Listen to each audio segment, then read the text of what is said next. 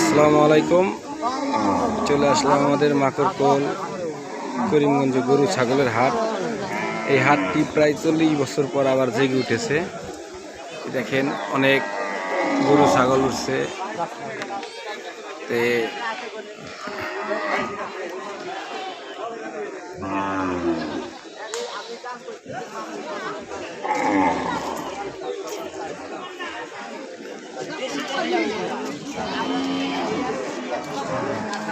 অনেক